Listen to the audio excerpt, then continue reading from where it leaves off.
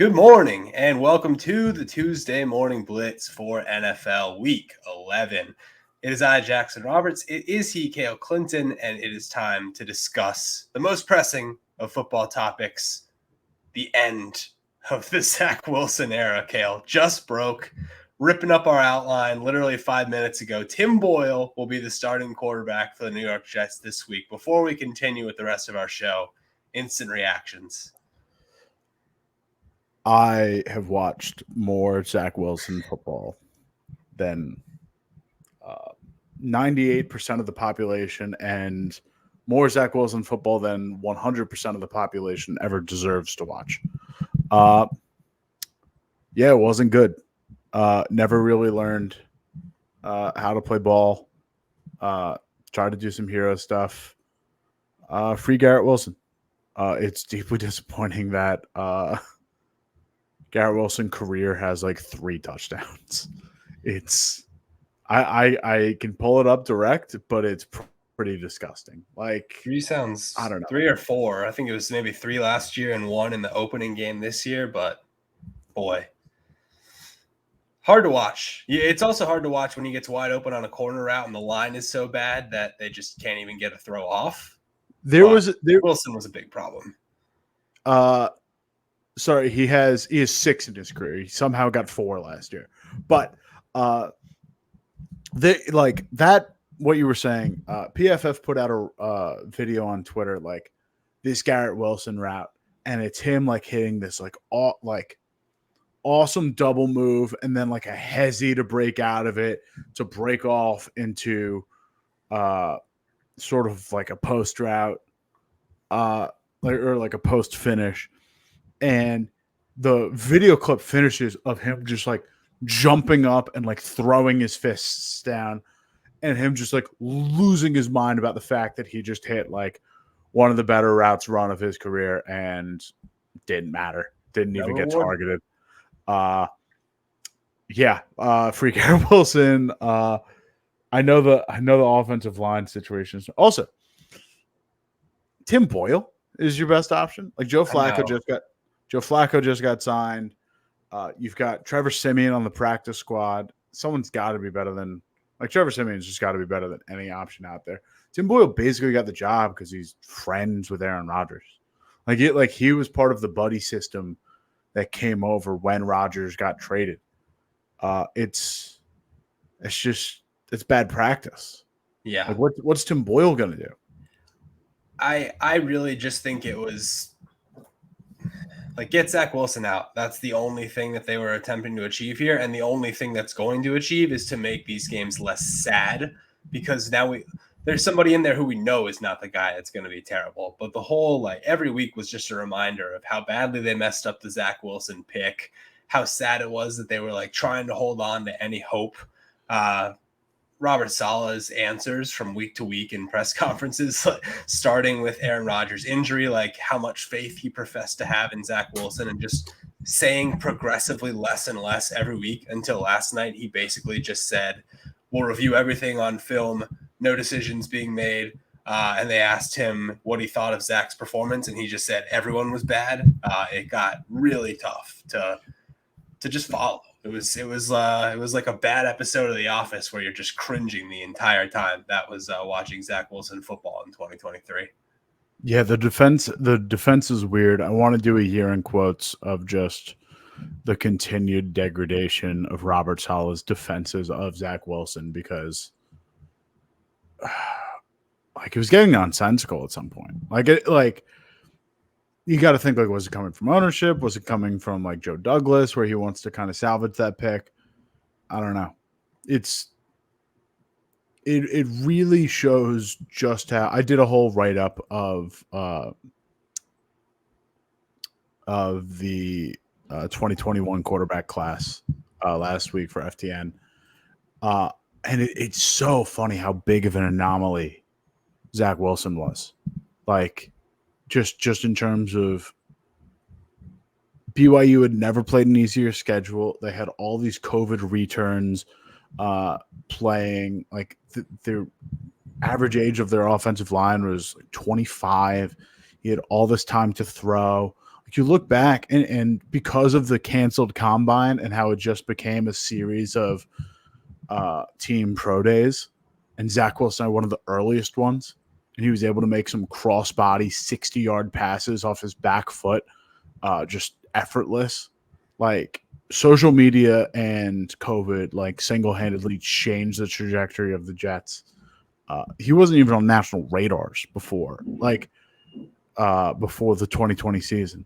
It's an all-time blunder, and it has spoiled what has really been like one of the better defenses in the NFL. What I would have considered before Garrett Wilson, like a league average, like the Corey Davis, Elijah Moore, Denzel Mims, like probably was like an 18th ranked receiver core that was made one of the worst in the league by Zach Wilson. Like adding Garrett Wilson in that mix, like Mike LaFleur deserved another chance. Like you go on and on. Like, this is just such a waste of a very good GM in Joe Douglas, and like a waste of a really good coaching effort in Robert Saleh. Like, the last 3 years have just been for nothing. There's been no development, no improvement. The guy couldn't hit a check down for 18 months. Like, it's exhausting that this has been the procedure for the Jets, and Jets quarterback is just a permanently cursed position. They haven't had a positive passing DVOA since Ryan Fitzpatrick that one season, and before that it was Chad Pennington in 2004. Yeah, and even that Fitzpatrick season is spoiled by the fact that they lost a terrible game to the Buffalo Bills in Week 17 when they should have made the playoffs, which leads to Jets haven't been to the playoffs since the second Mark Sanchez year. And that is now the longest playoff drought in football, and it very much appears that it will continue. But while we talk about the Jets season basically being over in terms of a playoff chase, we have to talk about a lot of other teams that are still in the playoff chase, Cale, because, well, why don't we start, honestly, with the worst news of the week, which happened Thursday night leading into Friday morning, and everyone's aware of it by now. We don't need to rehash everything that it means for Joe Burrow and for the Bengals that Joe Burrow is out for the season. But having seen all the football that played out with Joe Burrow out, knowing that the Bengals were in a much worse position to contend, some teams kind of stepped up yesterday in the AFC picture. Some teams took a big old hit, and some teams won games with Dorian Thompson-Robinson at quarterback, and I don't really know what to make of any of it. So lay it out for me. Who do you think were the biggest winners and losers in the AFC yesterday? Cleveland and Pittsburgh. I know Pittsburgh lost, and I know that it's a lost cause at quarterback there, and we'll get into that. But Cleveland and Pittsburgh are both now fully hanging around and will most likely make the playoffs in some regard. Because not only did Joe Burrow go down and their season's kind of sunk, even with Jake Browning playing, like very serviceable in that backup role against a very good Baltimore Ravens defense. It doesn't really matter because the 1-3 hole is such a deep dig that you can't really get out of that, even with, call it the 36th, 35th, like best, like one of the better backup situations in the league, or at least like one of the better performing backups week to week. They're squarely in it, or they're out of it, and because of it, the Steelers and Browns are squarely in it. Denver Broncos, Jackson, big winner, big winner. Let Russ cook, trending on Twitter once again. Let Ross throw 18,000 dump offs to Samaje P. Ryan. My guy, P. Ryan. Let Will Lutz cook. Let that leg cook. Roasted leg of ham there. Crushing in the fourth quarter. Yeah, I went to bed early in that game. I've fully watched like highlights after. Did not get to see a ton of that one. But I guess also win for Buffalo. Like the defense or the offense looked the exact same. Like outside of a positive scoring regression, them actually being able to kind of find the end zone. on drives where they've supposed to have tried to find the end zone. Nothing really Only changed. after a bunch of field goals too. Like it was really, if anyone but Zach Wilson or I guess Tim Boyle is playing quarterback in the first half for the Jets yesterday, that's probably a tie game going into half. They just kept death by field goal and getting the ball right back on 3 plays and see you later. I was not impressed in the first half by Buffalo one bit. I'm excited about that continued use of like. I feel like that's the most action that we've seen out of the Buffalo reserves. And it's not just the it's the Jets. We can throw whoever at him. Khalil Shakir, I know he had the 81-yard break off, but he's getting involved more. Ty Johnson's getting involved more. Dalton Kincaid has become a fixture at this point. Deontay Hardy even getting a little bit of work. It wasn't the most productive, but hey, you're trying to generate explosives here. It's something. Yeah, I like just seeing this group of kind of wide receiver threes, RB threes, this laundry list of random weapons that they tried to assemble to replicate the production of wide receiver 2. All these little flyers they took for highly explosive guys to play outside Stephon Diggs. It worked last night. It was a pretty good effort. Yeah, when you only have one guy, you can either try and force Gabe Davis to be a second guy, which seemed to be the plan for a long time, or you can just say we're going to have 9 secondary targets. And I have to admit, I really liked it. And honestly, I know Diggs leads in targets with 8, but they really spread it around more than even with Diggs in the fold, they spread it out super evenly to everyone, not just him. And that's, I think, 32 points is a direct byproduct of the Jets offense just being completely incompetent. And I don't think the offense necessarily pound for pound had a better output in this game than we've seen from them all year. But it was nice to just see okay, we'll try different things. We'll, see what else we have on the roster, because clearly Gabe Davis is not the second best receiver on the team or even close to good enough to be a bona fide wide receiver 2 in this league. And I think the ground game has been I know it was really good last week, except for the fumbles. And that's part of why it was kind of lunacy that Ken Dorsey lost his job after that game. But it's been, man, the yards per carry are really down yesterday, but Cook and Murray have both been pretty solid in ground and pound lately. And Allen's going to be a factor with his legs. So I could see this becoming more of a run first offense, or at least 50-50 moving forward. And I'm okay with it either way. I just think if you look at their offensive game, flawed as it is, you compare that to a Pittsburgh and Cleveland, what we saw from them yesterday, and they're still the team you're much more afraid of in the playoffs. So I see a future for the Bills still this year. They're only a half game out, and I know the schedule is tough, but they're still just a better, more competent team than those other two, especially on offense. Yeah, I don't know. We'll see. This defense for Buffalo is just still really banged up. If it's got more banged up too. Exactly. If it's getting it's nice to see the emergence of Rasul Douglas. He was kind of the single-handed biggest asset in this game, but Rasul Douglas comes up, Taylor Rapp comes down. It's this team can't stay healthy, and I think it's gonna start to kill them late. But other big winner, because we just got to pass it off, and we'll see how they do tonight. But Kansas City, their kryptonite officially done. Baltimore probably the most complete team in the AFC. They lose a bunch of guys. Buffalo gets even more banged up. Cleveland, the team who would probably give you the biggest trouble in a late round, starting Dorian Thompson-Robinson. Miami's probably their biggest threat right now.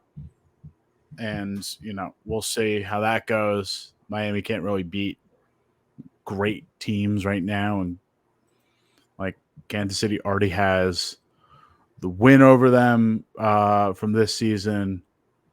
it's just a weird it's a weird year in the AFC, and the Chiefs are going to get away with it. Chiefs are going to get away with having their worst receiving core ever, and like maybe their worst offensive line situation a little bit.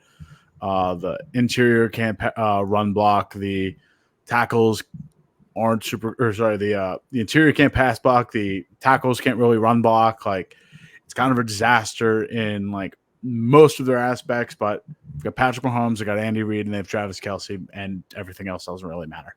Well, that's what I'm kind of excited to see tonight, because even if the AFC picture ends up totally breaking their way, would they be favored, or at least like you'd think it was a toss-up in a potential Super Bowl rematch with Philly or any of the other kind of high-powered teams we see in the NFC, specifically San Francisco, but maybe a little Detroit and Dallas in there as well. But I feel as though this could be like a 2017 Pat situation where they just cakewalk their way to the Super Bowl because the rest of the conference is bad, and then just still not really be a Super Bowl team.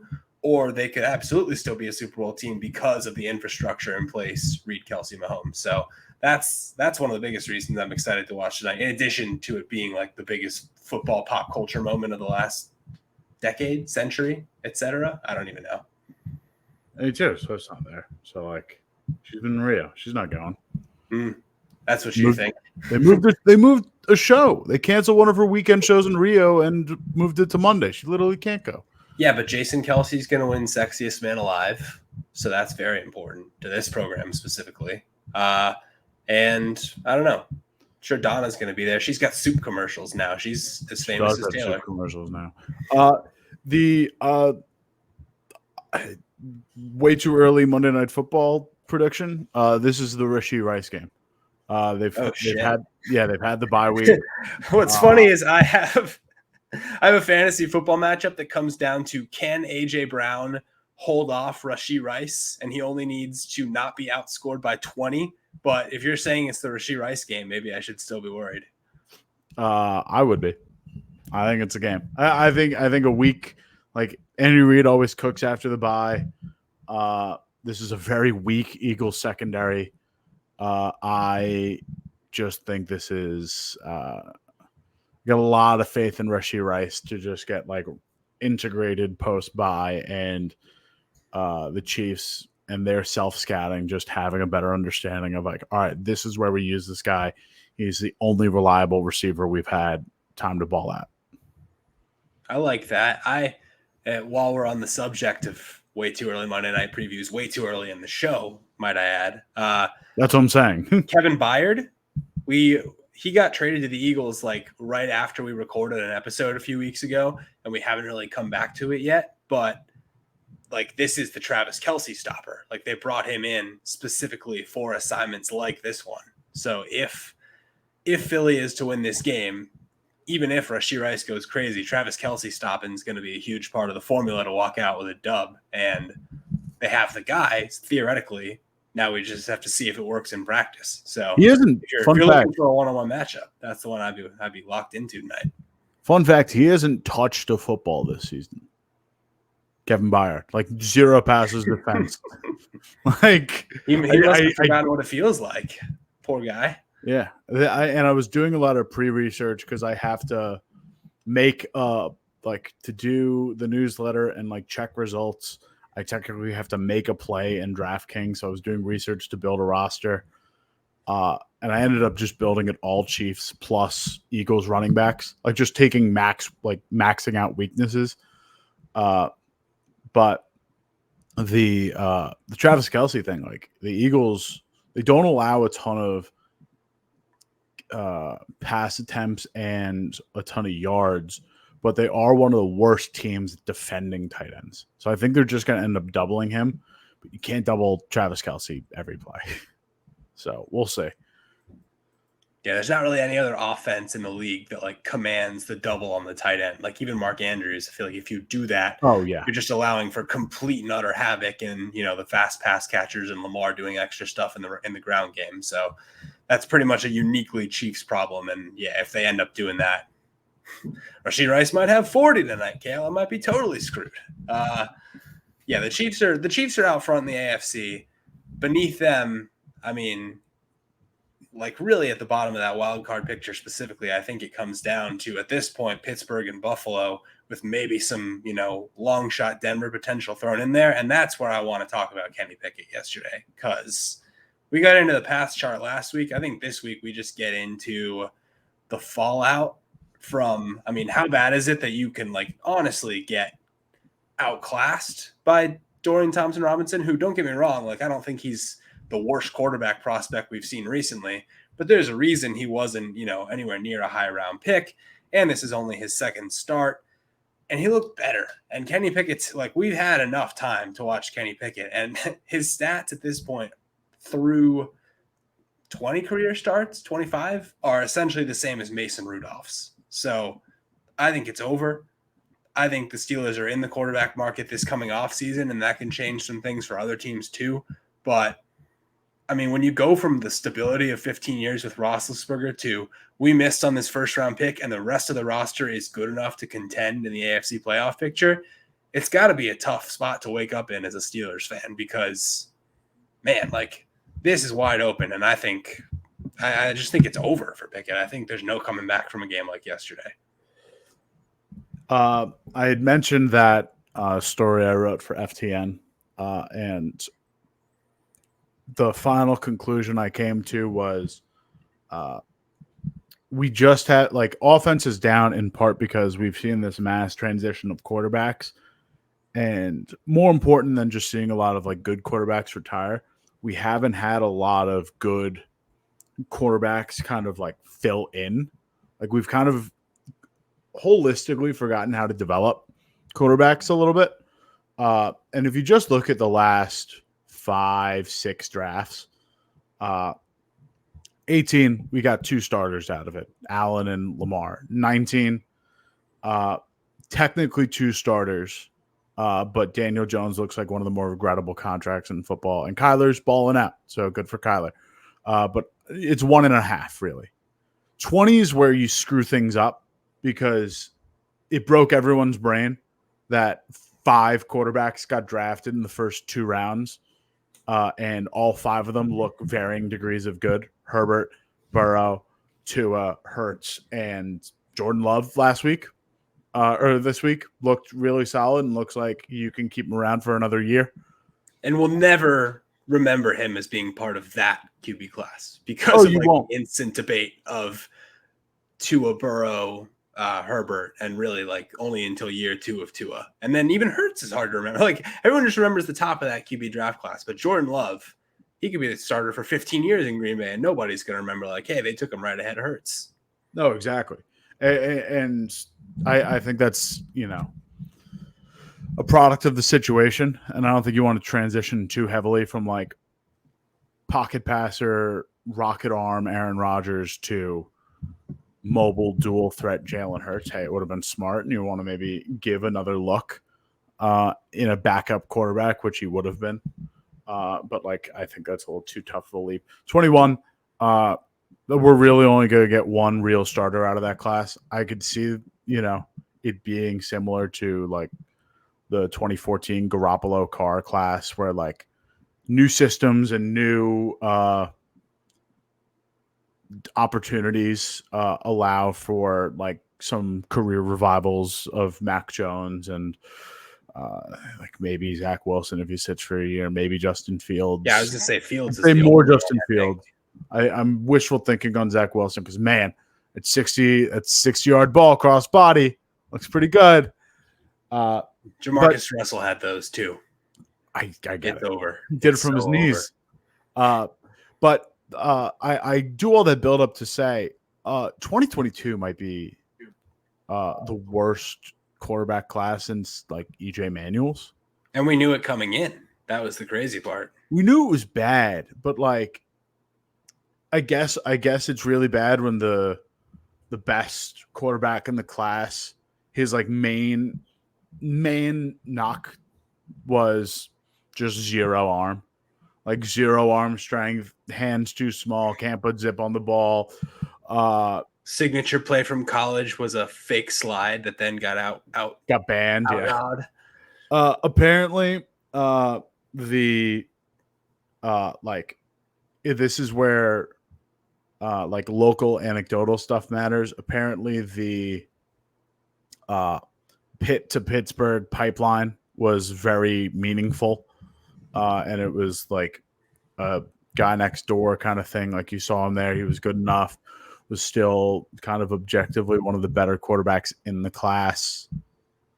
You know, who's to say like we can't make him work for a little bit, especially when we've got all the good receiving talent that we pick up every year. It hasn't worked at all.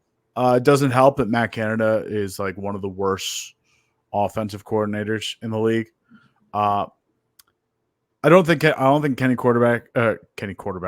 Pickett is one of the worst quarterbacks in football. I don't think Matt Canada is like objectively one of the worst bottom 3 offensive coordinators in the league. But when you put them together, it creates maybe one of the worst offensive situations, probably the worst offensive situation in football right now. Especially like just relative to what it should be. Deontay Johnson looks like some of the quotes out of him looked like he was going to request a trade mid-game. George Pickens has had some complaints early on. There's just some Tuesday morning read the Najee Harris stuff from yesterday, because Najee Harris has been bad this year, but like his quotes were alarming yesterday. But also like Jaylen Warren's been better. I was about to get into that. Like Mike Tomlin's made some head scratching decisions on his own where it's just like we're doing the best thing for our team. Like Jaylen Warren had an explosive game and Najee still somehow outtouched him. Like it's just a really bad offense overall. And like with the sheer amount of talent in there, I think Najee's a bad first round pick by process, but I don't think he's a bad running back. Me neither. Same with Pat Freiermuth in the second round. Same with like the Pickens pick in the second round. Like I don't think any of these guys are bad receivers or bad players. I just think like holistically with this quarterback, with this offensive coordinator, you're just squandering talent. Yeah, no, that's where it gets into like the spirits are getting broken at this point, because it was like it's funny how yesterday it all went from being like a cute thing to an ugly thing, that they were 6-3 and have been outgained in all 9 of their games. So now 6-4, now outgained in all 10 of their games, and now it's turned into just like utter frustration. And the Najee Harris quotes from yesterday, which I will now read, were the biggest hallmark of that. He said, "There's just a lot of stuff that goes around that you guys don't see.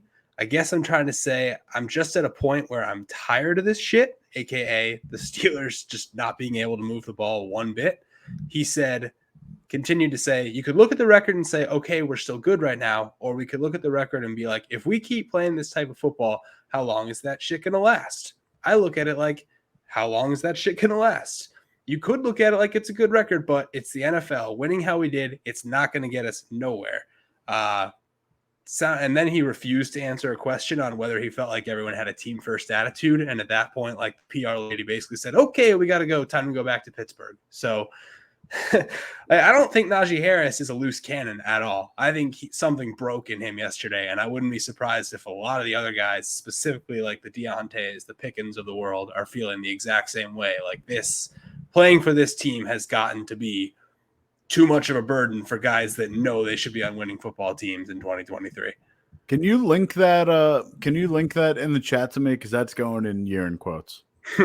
Yeah, for sure. You can find the video as well. It's a serious like yikes situation, but that is linked. And now we continue away from the Steelers to the other conference. Sorry to leave that on a very negative Steelers note, but I don't think there's any other note to strike today. I'm interested to talk about the Seahawks, but we also have a head scratcher about the Seahawks. And the Seahawks lose yesterday, and the Vikings also lose. So, like, is there anyone we can depend on to be a wild card in the NFC right now? This is, Jackson, in the exact opposite way that I have described the AFC title picture, where it's like, it's a lot of teams on the downswing, a lot of teams not named the Houston Texans with a lot of problems. Slop trough is full, brother. The back half of this NFC wild card went from, I guess it's just the Vikings, to we are anyone's in it. Anyone is in it right now. 6 down to 12 are now within 2 games of each other. And those teams comprise of the Seattle Seahawks, Minnesota Vikings, Green Bay Packers, Los Angeles Rams, Atlanta Falcons, Tampa Bay Buccaneers, and Washington Commanders. And you can throw the Saints in there because even though they're the 4th seed, they're at 5-5. This is like the Packers win over the Chargers. The Packers offensively were able to figure some stuff out, and defensively they looked presentable. Herbert balled out, but the defense just had a couple lucky bounces go their way, but like really held up Austin Eckler really well. We're able to stifle Keenan Allen in some key moments. Like this Packers team, if some things break their way, they could, string a couple together. Let's see how that shakes out. Minnesota and Seattle are both still in the driver's seat in 2 very different ways, because Minnesota is Minnesota, and like Josh Dobbs can still play. They kind of dueled with a pretty decent and hot Denver defense, and their schedule the rest of the way isn't the worst. You can't say that for Seattle. They're in Seattle was supposed to try and like fight through this Rams game and then, go through a gauntlet and then pull a couple games together to win an NFC wild card. They now still have ahead of them both San Francisco 49ers games and at Cowboys host Eagles. That's in a row, by the way. That's their next 4 games. Yeah, it is not Good luck great. winning one of those. Losing this one was a problem. I think they could. They could win. But good luck winning one, because that's what they need to do to stay a playoff contender, is win one of those 4 games. And it's even worse now that Geno Smith and Kenneth Walker are both hurt. And the Seahawks are currently uncertain, according to Brady Henderson of ESPN, whether either will play Thursday against San Francisco. And if you're just punting that entire game, we've got a problem. Yeah, I think I'm almost in the opposite camp. I think you almost might as well punt that game, because I feel like there's no way you're beating the Niners on a short turnaround. Although I guess of the 2 Niners games, that's the one in Seattle, so maybe that's the one you have to think you have a chance to win. It's not a good spot to be in that case, because you're not going to have those 2 guys anywhere near 100% by Thursday, and especially against a Niners team that's just looked like world beaters again since the bye. I don't know how you stand a chance. Although they did lose Hufanga, which is just another depressing injury peak from a depressing injury week. We got a crazy bad week of injuries. Like Tyreek Hill and Devin Achane both messed some stuff up. Like they're both not going to be season ending, and they're both probably short term. Tyreek even came back in that game. Apparently Achane was trying to be diplomatic and try and talk his way back into the game. Wasn't happening because they need him for Friday against a vaunted Jets defense with no quarterback. But Stroud went into the blue tent for a second there. That was even scary. Lost Stroud, lost Aaron Jones. There's just a ton of people going down there. We also have 2 active investigations now in the NFL with the Bengals and the Joe Burrow injury reporting controversy, and then just trickling out today, maybe the Broncos are the next Bounty Gate team. So really a dark week. Excuse me? I knew the Burrow one with the compression sleeve, and Nate Tice, former NFL quarterback, kind of talked that one down a little bit, as did a couple other sources that I was listening to. But Bounty Gate, walk me through that one. I know this is going to be 2 hours anyway, but walk me through that one. That's insane. I saw it. I gotta find the exact. I don't want to misspeak here. Sorry to put you on the spot, but just to speak further about the NFC playoff situation while you bring that up, I just NFC South still remains 2 easy schedules in football: Falcons and Saints. There's still a slim chance that both those teams could sneak in. There's also still a chance that the Rams could, Stafford fixes his arm out. Winning this one really put that team back on track. I know they're still lacking some weapons, but they're still expecting Kyron Williams to return. Their defense, holding Seattle to 16 points is pretty solid, especially when you have all those weapons at receiver. I know Geno came out for a bit and he was back and forth, but Rams are squarely in this, and the schedule isn't the worst thing in the world. There's a lot of good promise in here, and Tampa Bay keeps just hanging around. I'm gonna leave Washington out of this because they still have their bye coming up, and they're already at 4 wins. We're playing the loss column game, so they're in it, but they're not really in it. I think it's gonna be tough to make it at unless they win out. It's gonna be tough to make it, and they have a pretty difficult schedule, but. Rams, Packers are certainly on the upswing. The NFC South, it's anyone's game except for Carolina's. The Vikings and Seahawks got to play yesterday. Vikings and Seahawks just got to play tip-top shape. Seattle especially. Seattle's the odd man out right now. They could slide, and their performance, even though I think they are by far the best team in this mix. They are the team that is deciding how the rest of this wild card picture shakes out. So there is not a Bounty Gate investigation on the Broncos, but I think TMB Bozo of the year has been clinched because yet again, Kareem Jackson is under investigation from the NFL for a dirty hit from last night. It was on Josh Dobbs, and I'm watching it right now.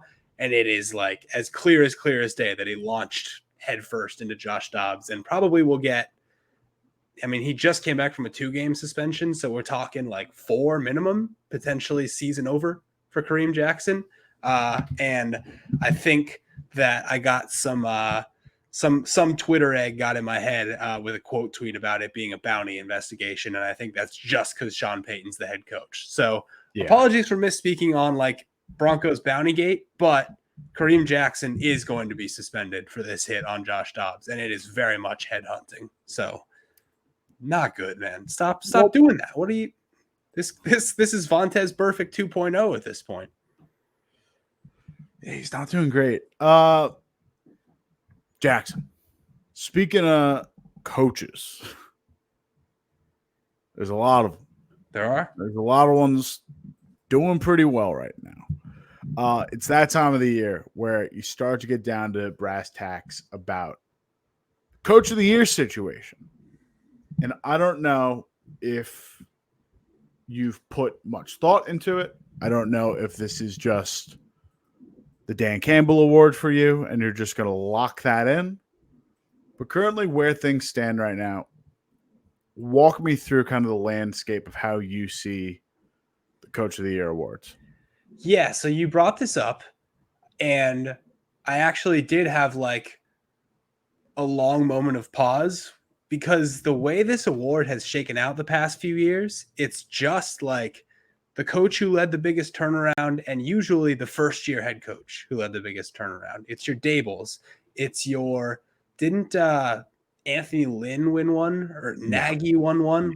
Nagy won one. That was the same year as Anthony Lynn. Okay, so Lynn couldn't win, but it's become who's the head coach that leads a team to double-digit wins in their first year. And when you hear that this year, you immediately think DeMeco Ryans. That's the only first-year head coach who's going to probably get to double-digit wins. So that was in my head. And then I remembered that Dan Campbell is leading an 8-2 Detroit Lions team, and they have the best record at this point in the season since 1962.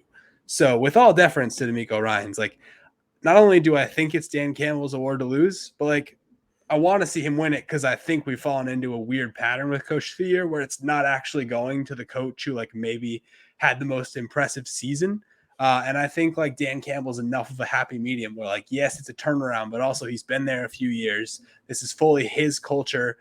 Yeah, they don't have the greatest schedule, but it's not they're just going to make the playoffs because they have a terrible schedule and the conference is falling apart. They are one of the best teams with one of the best cultures. And therefore, not only do I think it's his to lose, but I would be disappointed if the voters didn't side with Campbell, assuming the Lions continue on the pace they're at. So I did a little digging into this award using just DVOA as our basis because it's the best year-to-year metric. While it exists, like to paint a picture within a season, I think year-to-year, it helps to showcase some legit over and under performances. And for the most part, it's every team saw market improvement, and mainly it is market improvement in the one place that you expect the team to improve. Like if you hire Brian Daboll, the Giants in 2021 were 32nd in offensive DVOA. Under Daboll in 22, they jumped to 16th. The defense performs like slightly better, and all of a sudden you've got a coach of the year candidate. But it's not as clear cut as you'd think. Like there are some more holistic year to year sort of performances. Just going back, I just had to pull this up. Vrabel jumping in for the Titans. He wasn't a first year coach when he came in, but the complete overhaul of the Tennessee Titans defense that coincided with the offense falling off a cliff. Kevin Stefanski was able to reinvent an offense. Defense, like, still kind of middling to okay. Nagy was another Daboll. Sean McVay, another complete reinvention offensively. Jason Garrett is a weird exception, where Jason Garrett and Ron Rivera both did this, where while Jason Garrett is offensive, Ron Rivera is defensive, their coach of the year candidacy was fueled by the opposite end. Like that Cowboys defense went nuts, and it was both years that the Panthers did have a good defense in the 15, but in 13 and 15, it was all offensive driven. So there are some weird candidacies, and Harbaugh's another outlier where they were a good team and went to the best team in football, mainly fueled exclusively by offensive performance. Like they had a good team, but they were number one in DVOA, and that was, of course, the Lamar Jackson MVP season. And if you want to call that like a coaching decision, you can. But it's more like one-sided year-to-year changes in performances. And if you want to throw some interesting wrinkles in it, if you want to go that like, oh, this is the opposite route, where one side sort of maintains good production and the opposite side leaps, like Mike McDaniel absolutely needs to be considered. This Miami defense has looked pretty electric, especially in recent weeks. Jalen Ramsey looks every bit as advertised. The defensive DVOA numbers, I don't think have been totally updated yet, but Miami will stand with some market improvement last week to this week. And with just the way this offense is performing, if they can still kind of hold this out and dethrone the Bills in the AFC East and pick up like a top 2 seed, let's say, I think they're in the conversation. The other possible case, like you got to go down to storyline too, what you were kind of talking about. And it's not always best, like first-year coach. That would probably be DeMeco Ryans. Offensive performance has been pretty spectacular, obviously. They've gotten a slight boost out of their defense compared to last year. The other massive, if you're going just narrative-driven award, Kevin O'Connell has to be in that conversation as well for just doing this without Kirk Cousins, without Josh Dobbs, and with a brand new defense. It's not the biggest. You don't have to be like a top 5 to 10 team to win Coach of the Year. Like the Giants weren't 5 to 10.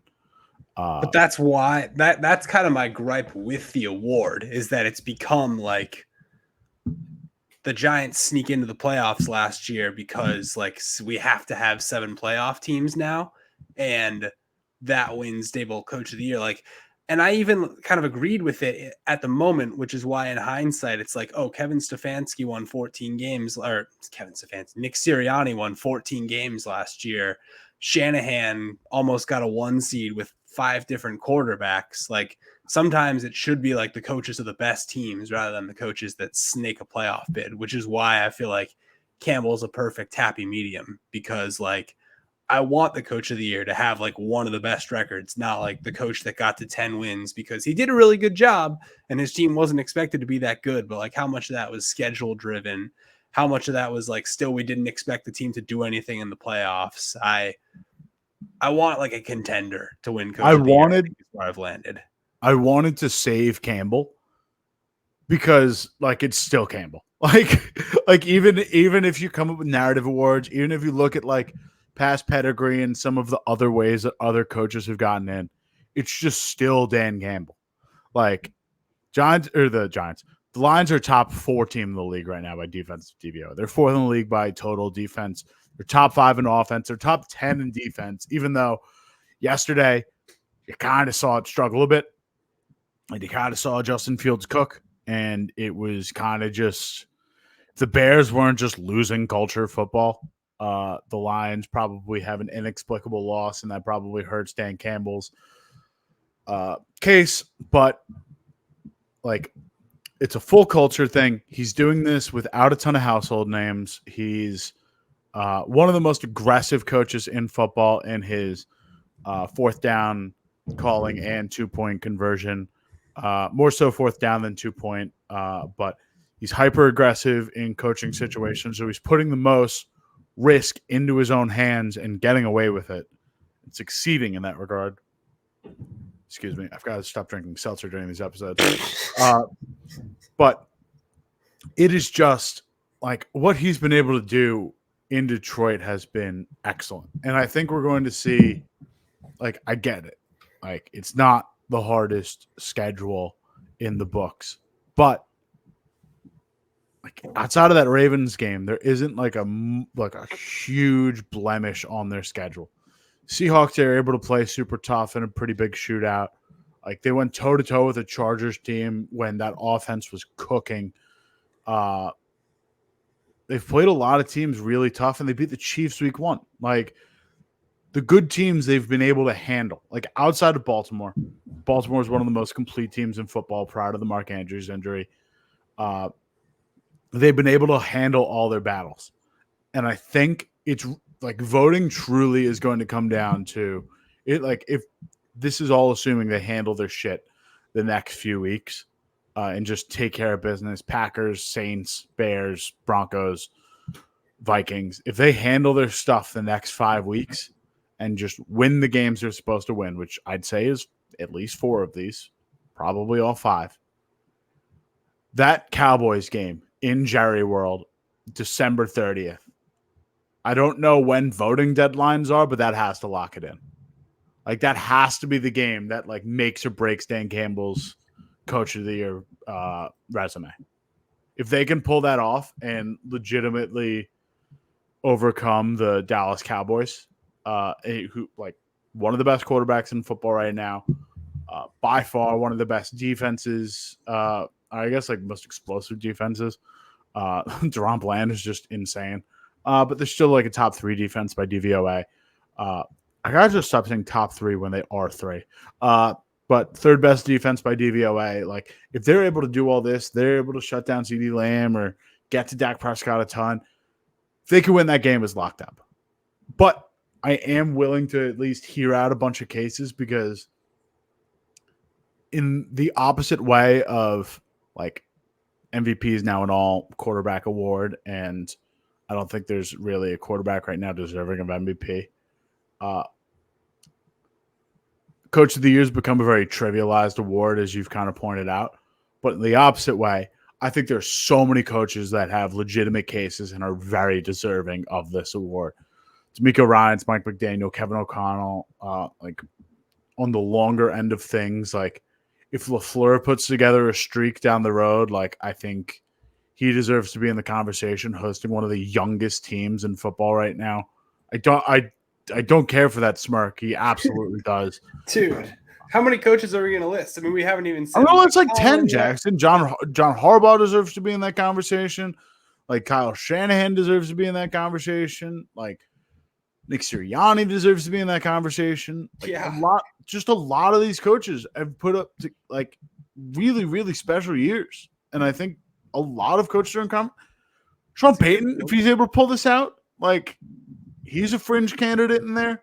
I'm just saying there's a lot of coaches that are doing awesome stuff. Like this is one of the most like parity-centric, holistic leagues that we've like NFL landscapes that we've seen in a long time. And I think coaches, like coaching in general, has played a more important role in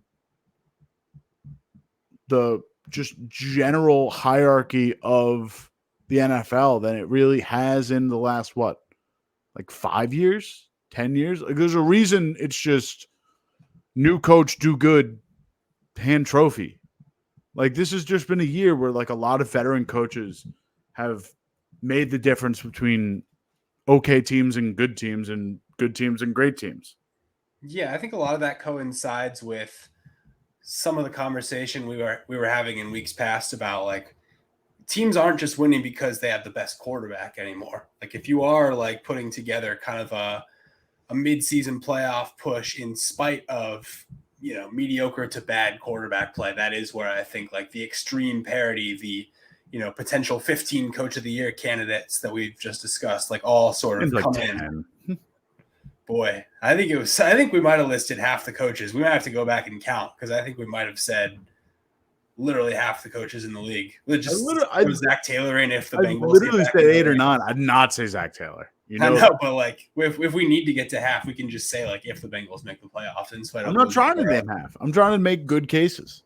Like, yeah, but there's a difference between like coaching's been a major reason why like the Chargers are just completely out of it right now. Like we'll talk about Brandon Staley, but like can't list him. It's poor tackling. It's allowing explosives in a scheme that's specifically designed to prevent explosives. Like it's just a really bad coaching performance, and that's the reason they're just dropping games that they absolutely should have won. They should have beaten the Lions, should have beaten the Packers. Like there's so many games on the Chargers schedule that are a result of just bad coaching. Yeah, they're done. They're obviously done. They have 3 wins. They're in a terrible place. They have 4, but they're still in a terrible spot. I think, I mean, to close the loop, like it's still got to be Campbell for me if they win 13 games, which I think like they don't even need that Cowboys win to do. But if he gets down to 12-5, maybe they are the 3 seed instead of the 2, then I think we can chat about like all these other very deserving coaches. But I still think it's Campbell just because he is a happy medium between like leading a turnaround, historically struggling franchise to boot, and like they're actually one of the best teams in the league. So I'm all in on that. Is that game balls? Is it season? It's game balls. It's nice. It's game balls. I did like it's not game balls yet. Oh yeah. The last thing I want to say is like if you're talking market improvement, the leap is from you go from 29th to 7th to 4th, or 29th to 7th to 5th in offensive DVOA. So it's not quite market improvement. Being able to flip that defense year over year is a massive deal. Like last year the defense was bad, and can't really have that. Can't really have or like it was 27th and now you're 10th. Like that in terms of opposite side ball improvement. You're still seeing improvement on offense. Yeah, it's Dan Campbell. Now game balls. Sorry, I just had to get that last point in. Brandon Ayuk is winning an offensive game ball this week. Why? Because he had the longest play resulting in a touchdown, that is, from scrimmage of any player in the NFL this year, 76 yards. Therefore, I have to give him a game ball. I think of all the like not absolute top tier weapons, of all the like second tier options, his stock has risen the most this year. I think he is the bona fide wide receiver one on the 49ers, probably the second best player right now on that offense behind Christian McCaffrey. And Brandon Ayuk is going to get paid as a free agent this offseason. So for all those reasons, and because he just is really fast and fun to watch and does cool dances when he scores, he's got to be the offensive game ball. Yeah, man, he's been special. He's been really good. It's kind of effed up because if you had just gone into the season like, okay, Brandon Ayuk's going to have 800 yards and 4 touchdowns, then you would have still thought like this is the best skill group in the league because McCaffrey, Debo, Kittle, whatever else you want to say about him. But now that Ayuk is like genuinely one of the 10 best receivers in the league, now it's just completely unfair. But I think that's also, not to do the coaching thing, it's a testament to kind of 49ers development. Like they just have this historic track record of, all right, we took a really good guy. We're going to like ease him into a system. We're going to create some stuff just for him. And like kind of get some seldom use out of him. Like Brandon Ayuk was not an asset, period, in his first year with the team. And he kind of worked his way up into it. And just that level of development and just that easing in has afforded him the opportunity to just absolutely shine. He is a special route runner. He's physical at the point of catch. Like, this was admittedly a flyover game for me yesterday. Just did not watch any Niners. I was like, you can handle the Bucks. Like, do your job. You're fine. But just on the year, he has been top 10 to 15 receiver, probably closer to top 10 than top 15. But like, he has been awesome, man.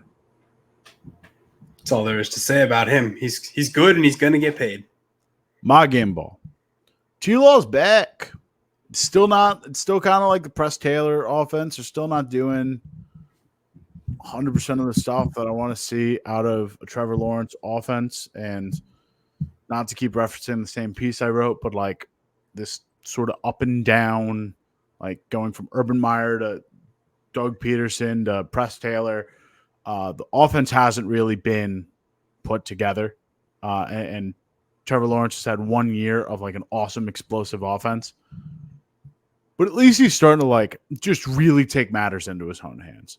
If we're doing passing charts, it's not the best, but you just look down like that left hash, like just down the left sideline. It's a work of art. Like, he was just dicing it up. Calvin Ridley's getting back involved. Lawrence took in 2 touchdowns on his own. Ended up being one of the better Trevor Lawrence games of the season. I made a reference at one point that Trevor Lawrence is going to the Justin Herbert school of quarterback play, where he's good. It's just the numbers just have not shown it this year. He's been really down. There's a point where Jaguars receivers, this is a Ben Solak stat. I think he had pulled it from True Media, but I'm not sure. Had the lowest average depth of route run.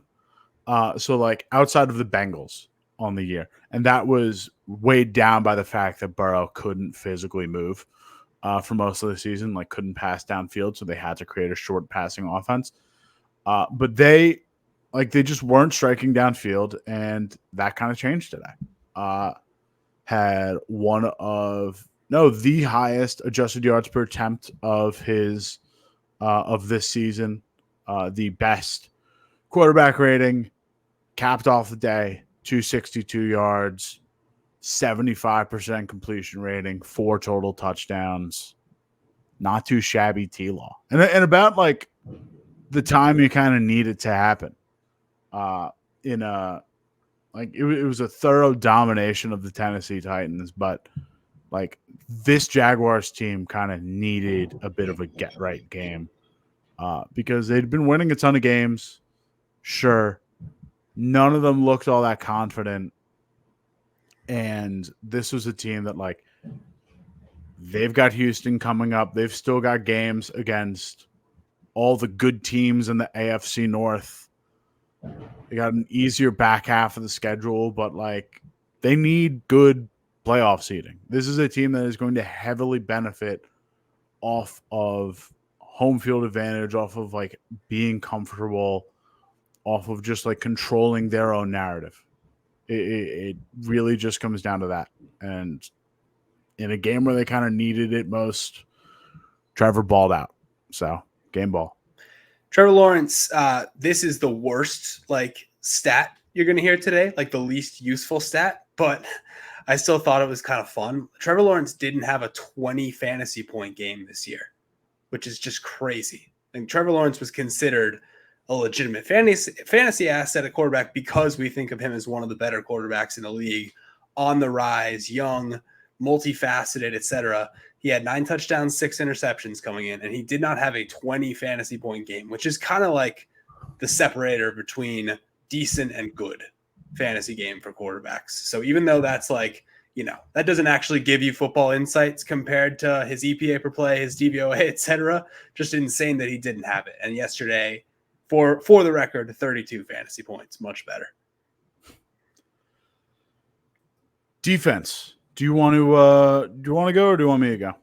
I mean, I feel like mine is probably the more obvious one, so I guess I'll just get it out of the way. Jalen Ramsey, kind of astonished by how just as impressive as we've ever seen him, he's been since coming back from injury. Like, has not missed a beat and still took it to another level yesterday.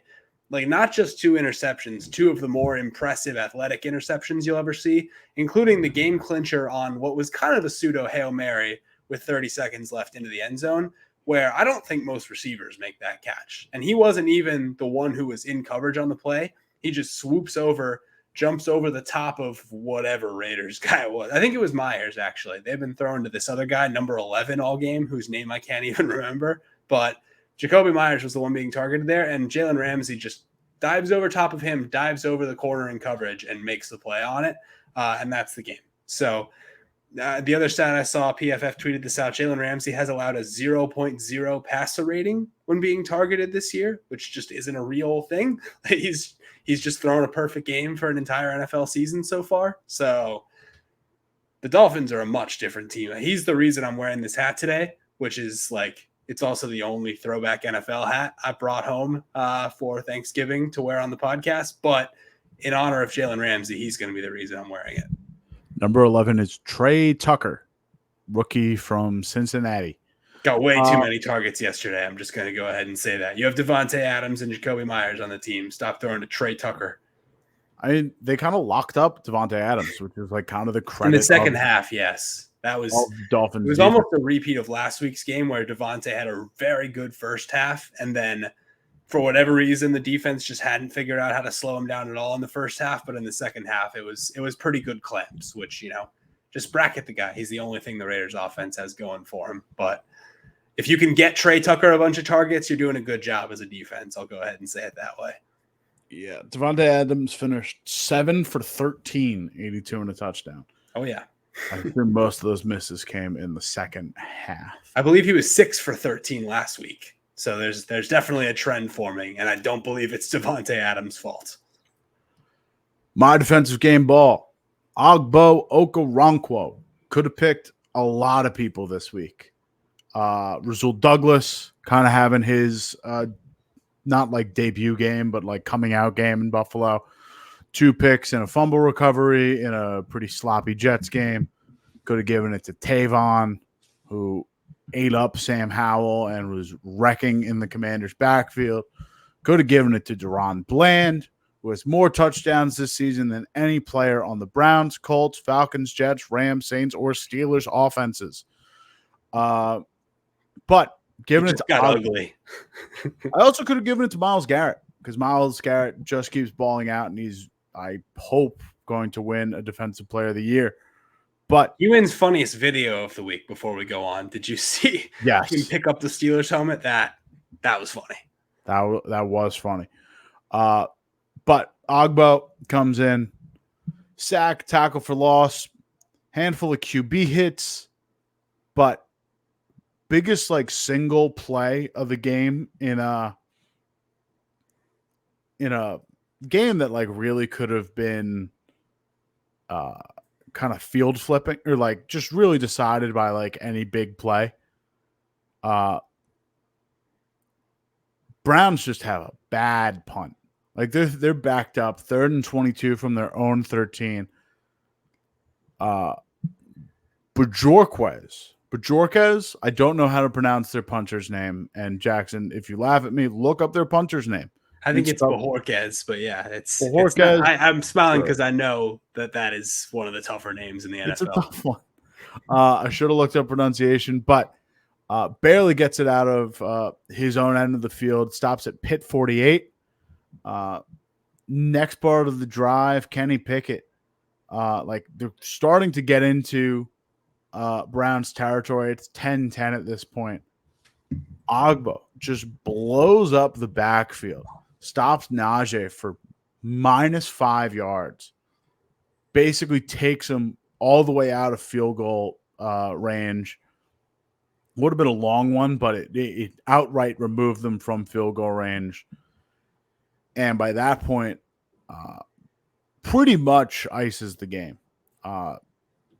Cincinnati and Pittsburgh exchange a couple punts. Ogbo might have had a pressure in that last drive. He was kind of everywhere in this game. Had a bunch of tackles as well. But they go 3 and out. Next time Pittsburgh gets the ball. And then Cleveland puts together a nice 8-play field goal drive to ice the game. That's it. That's it. That's sweet.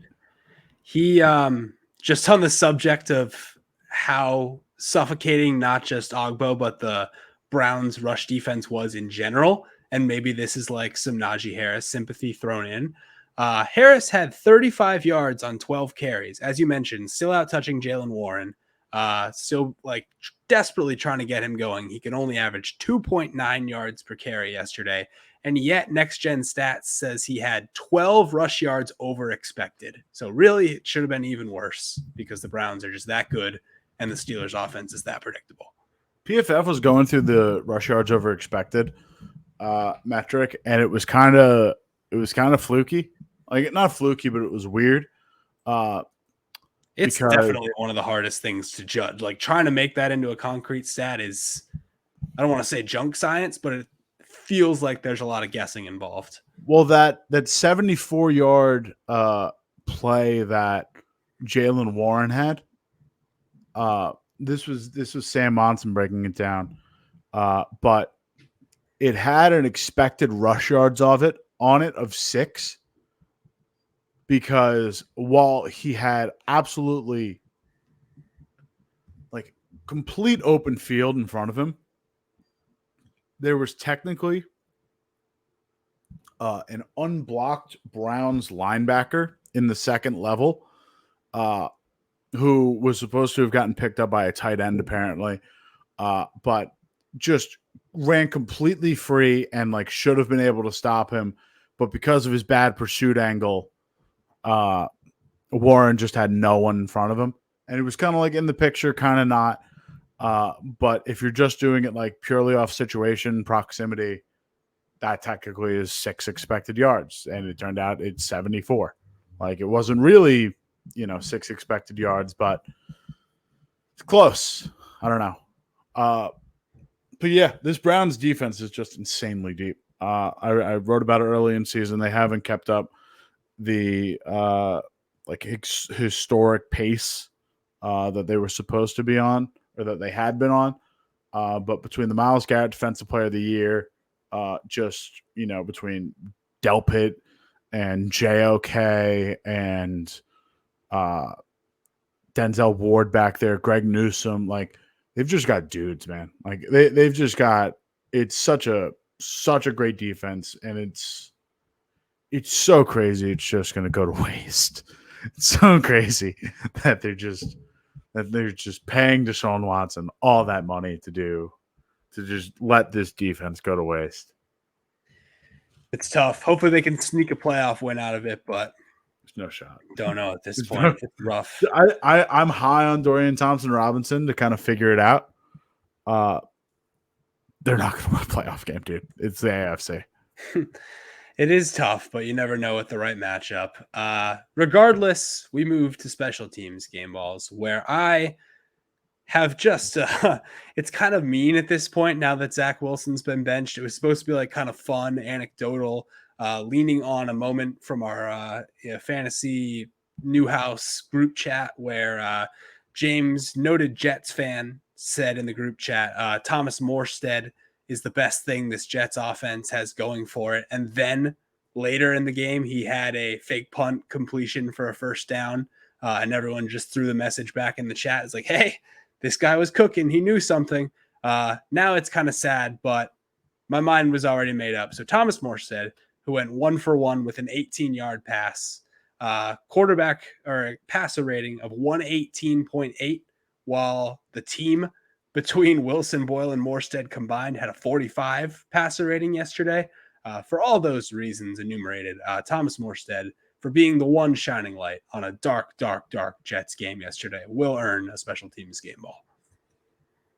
Yeah, man. I'm not gonna throw anything on it because it's sad. The fact that your punter is able to complete downfield passes that your second overall pick cannot is frustrating. My special teams game ball, it's officially Will Lutz 5 for 5. Field goals long of 52. My unofficial special teams game ball is not in the NFL. Texas A&M against Abilene Christian put together a little lineup of walk-ons. They call it the 12th man kickoff. It's the funniest thing you ever seen. It's the funniest thing you ever done seen. It's a bunch of little 5'11" to 6'1" walk-on football players just having their moment in the sun. I think that was technically senior day for them. I don't know. I think so. But they do their little kickoff. It's a pretty big blowout. It's 31-10 at this point in the game, I think. That 12th man kickoff, that walk-on kickoff goes down. And it's just so full of vigor. It's just so ready to go that they blow up the Abilene Christian kick returner, knock the ball loose.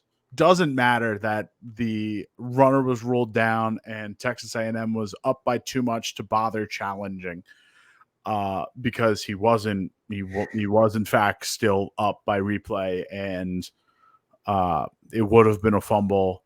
But just to see them just shoot out on kickoff, get that force, and then all collectively just mean mug in the end zone together for the cameras in the crowd.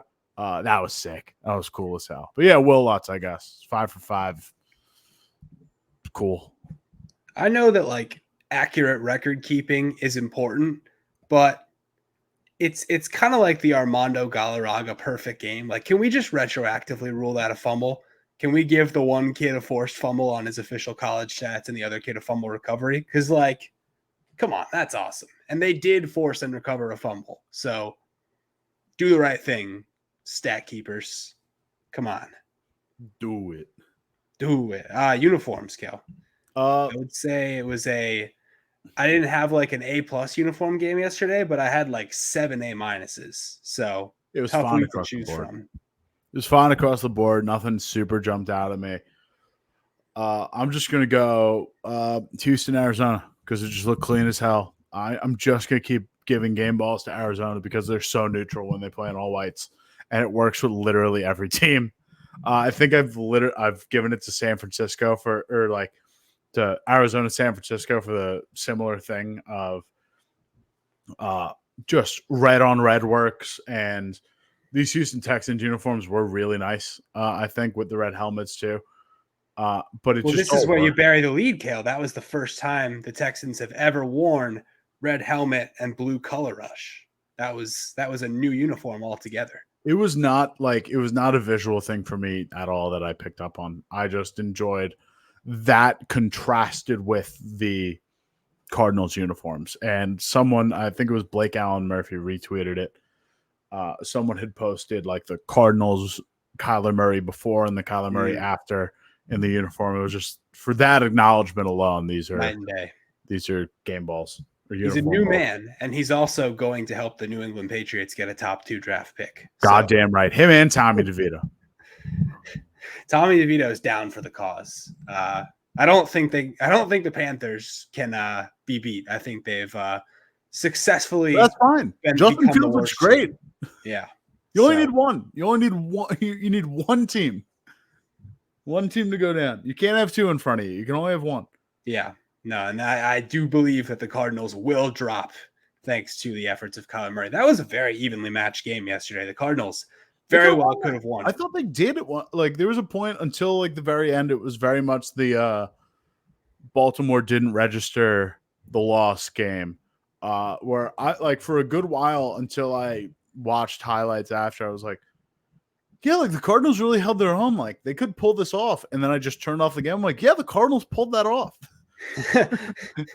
A equals B, B equals C, therefore A equals C. I don't see any issues with that line of thinking. They did in fact lose, but good uniforms.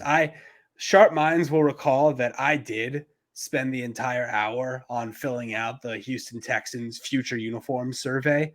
And if I could have, drawn up what I wanted to see from them, it would be more innovation like we saw yesterday. The red helmets have already been nice and innovative, but the one thing that you should have said about the Texas uniforms for the past 10 years is just dull, conformist, unremarkable, not terrible. There's nothing like inherently wrong with them, but they're just every other red and blue team in football at any level. And that was not every other red and blue team. That was, something that was standout. And I appreciated it. That was a big standout uniform game. Good call. I'm glad they're a fun team with fun uniforms. For real. No, they would not be anywhere near as fun to follow if it was just the same, one white jersey, one blue jersey. Maybe you get the Reds once a year. That was a dark uniform era for the Texans, and Stroud wouldn't be as fun. Regardless, mine is going to go to a game that I think coming into the season, if you had circled this game on the schedule, you would have said oh, that's a very strong contender for uniform game of the week because we love both these teams' uniforms. It is Packers-Chargers. But I think where it differs and where I actually have a stance to make on this game, I think I like the Packers all green kind of fake throwbacks with no logo on the helmet situation. That's kind of a win for me. I would have guessed that I didn't like it because in general, I'm not a color rush person. And why is there no logo on the helmets? I get it's a throwback, but not really. I like those uniforms. They're a nice change of pace. They're not better than the Packers' typical home uniforms, but they remind us how good we have it while at the same time being hey, we can do this too. There's use in showing off a throwback every once in a while. So why not? Chargers, Packers. I don't hate it. Chargers in the powder blues, always classic. I'm shocked I haven't given them more love this year. I think I gave them enough love the last 2 years. They stink, and therefore we don't ever want to talk about them. But we're about to in the next segment. Spoiler alert, dude. All right, you want to do it? You want to do it? I think I guess we can just do it now. Yeah, I was going to go in inverse order for this segment, but this will be my head scratcher for the week. But I'm sure Kale has many things to add to it as well. The way I wrote this in my notes was. Who are the LA Chargers? Who are their fans? And if those fans are out there, what are they going through right now? Fans that one woman. Fans that one woman who's also a Vikings fan. I was going to say having the time of her life. Part of the problem. So given all that, given what their history has been as the LA Chargers, where they're at right now, what state they're in as a franchise, how do we ever allow ourselves to get excited about the Chargers again? Just so many things I could talk about right now. The way they lost yesterday, the way they've gone about losing for the past 8-9 years, whatever. The Chargers are now 2-5 in one-score games this year. So knowing that, I kind of went back and looked at the history of them in one-score games, especially as the LA Chargers. And it's maybe not as bad of a win percentage as you would think. They're 30-37, which is right just above that 400 mark. But what's really upsetting about it is dude, they play so many one-score games. They've just never been a normal team whatsoever, and they tend to come out on the wrong side of them. And from year to year, the way they lose those one-score games can be totally different. Some years it's late turnovers. Some years it's missed field goals. Oh, look, now they have a good kicker. Now they're just going to collapse on defense. It's nothing ever goes right for this team. And it's gotten to the point now where we're starting to talk about like wasting Justin Herbert's long-term potential. We're like certain that Brandon Staley's going to get fired, and I'll get into his quotes in a second. Herbert is now 29-30 in the regular season, which is just appalling. He's not a 500 quarterback. He's certainly not a losing record quarterback. And to be there just speaks volumes about where they've been as a franchise. Oh, by the way, last year when they had a 10-7 record and went to the playoffs, they blew a 24-point lead in their playoff game. And Joey Bosa like came apart as a human and had a bunch of 15-yard penalties. So they're just, I'm going to say, a joke. The Chargers are just a joke at this point, and they need to absolutely blow everything up except for Justin Herbert, because nothing else about that franchise works right now. Yeah, they're wasting one of the better Herbert seasons, period. Like, just in terms of how he's played, and he's doing this without Mike Williams. He's doing this with an early bus candidate for just a first round receiver. It's not, it's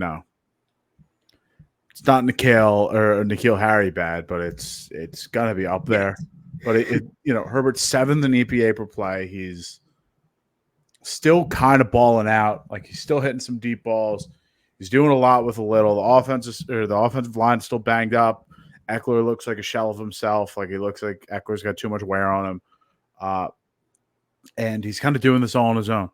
The cap next year is no way around it. It's bad.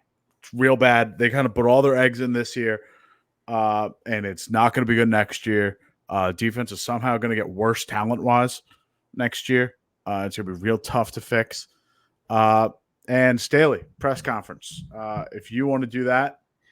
Yeah. I mean, this is where it becomes like a really head-scratching thing. And this is like, if you were to go to Chat GPT and type like head coach who knows he's about to get fired talks about his defense, this would be like what Chat GPT would spit back out.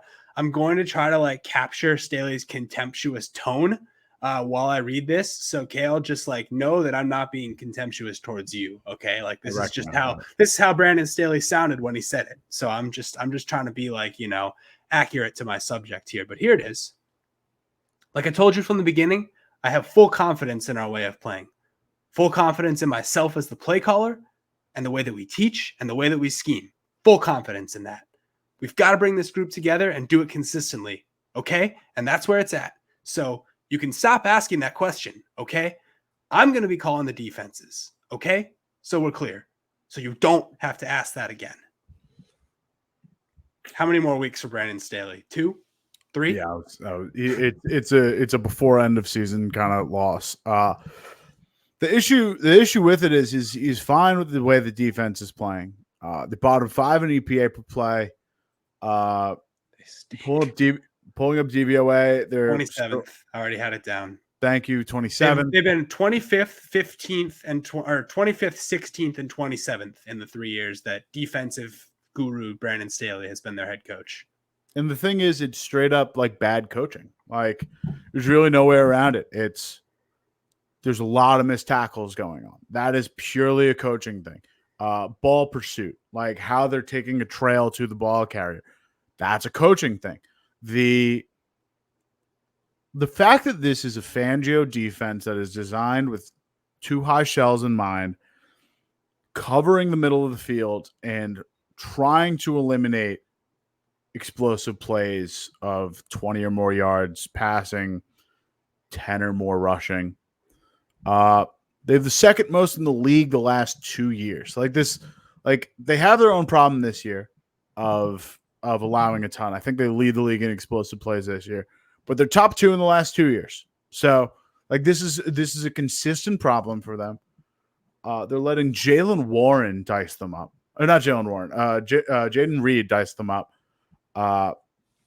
They're just getting explosives at a Luke Musgrave. Like there's just too many. This is a young. I get Matt LaFleur is a really good offensive mind, but this is such a young and inexperienced Packers offense, and you are letting Dontavian Wicks, Romeo Doubs, Tucker Kraft, AJ Dillon, and Jaden Reed all pick up explosives on you. Not to mention the Christian Watson touchdown yesterday. Not to mention a Christian Watson touchdown yesterday. Finally.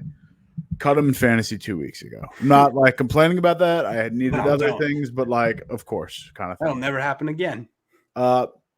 Christian, I don't know. This is just a really bad, really old Chargers defense, and the fact that he's just not he can't admit he's wrong because it'll probably cost him his job sooner. And this is the throes of a dying man who's about to lose his job. It's just tough. It's bad to see. They're terrible. Bad defense. They're terrible, and that's where it comes back to who's a Chargers fan at this point? What? Me. The NFL's whole marketing plan around moving 2 teams to LA and allowing one of them to be the Chargers, it reminds me honestly of what's going on with the A's in baseball right now. Who in LA was ever going to be a Chargers fan? And now that this is the product, it's just over for them. Their games are going to continue to be just massive sellout party tailgate situations for the opposing team that walks in. Every team with even a semi-loyal fan base will travel, will have tons of transplants to live in LA, and will pack SoFi Stadium to root for the opposite team. I can't imagine why that was ever a part of the plan, and why the NFL just let the Spanos family coast in on the back of the coattails as the second LA team and share the stadium deal, because they now firmly are the weakest fan base in all of American major professional sports. Nobody is a Chargers fan in LA. San Diego fans hate them for just ditching and hopping in on this sweetheart stadium deal. They have nobody, and they deserve it because they're also a terrible watch right now. I'm so pumped for Ben Johnson to fix this team. That'd be fun. I'm in on that. All right. You got 2 head scratchers. One is a hindsight head scratcher. The other is kind of a double head scratcher. What do you want to start with? I think so. Let's do the on record one first. Let's do the double head scratcher that, if we were to compile all these at the end of the year, would be a nominee for head scratcher of the year. Not saying it is bad enough, but it's definitely not bad enough. It's pretty bad still. Yeah, this is Seattle, LA. Let's start it off on the Rams side of the ball.